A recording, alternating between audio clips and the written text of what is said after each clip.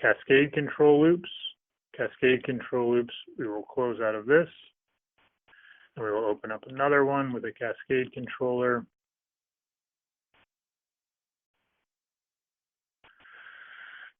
Okay. The two cascade control loops on this process. First, this, just to refresher, this is a regular control loop here, FIC 201.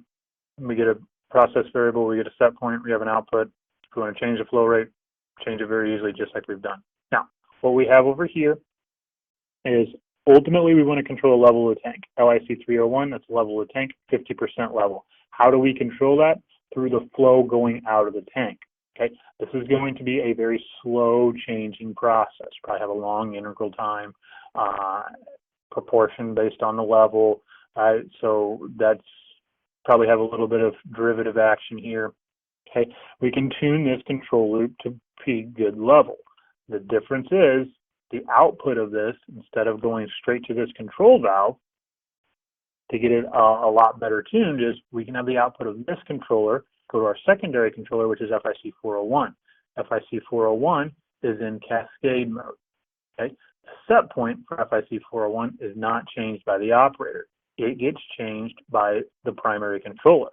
So right now the set point here is 298.3 for FIC 401. If I want to change that, that'll happen automatically if I change the level, the desired level of the tank.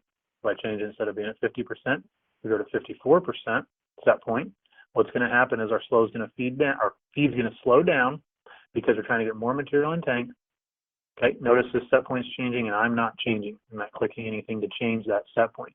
That comes from the output of LIC 301. Okay, again, we can tune this control loop independently of this control loop, and then we push them together as a cascade control loop. It gives us very good type control over there. If we didn't want to have it and we want to just give this a set point, all I have to do is put this into automatic, and now I can give it a set point. Okay, I can give it a set point, no problem. Here, and then it's going to control just like a regular controller. When I put it into cascade, I no longer have control over that set point. LIC 301 has control. Do the same thing here.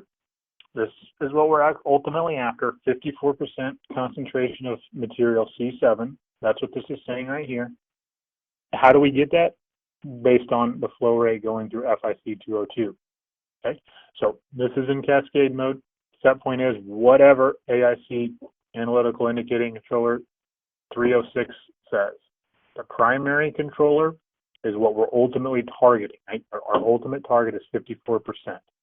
This flow rate here for FIC 202, we don't really care about as long as we get to the 54%. Okay? Very slow changing process, very quick changing process. Tune each of these control loops and then put them together in cascade control, and then makes a very, very stable control loop that way.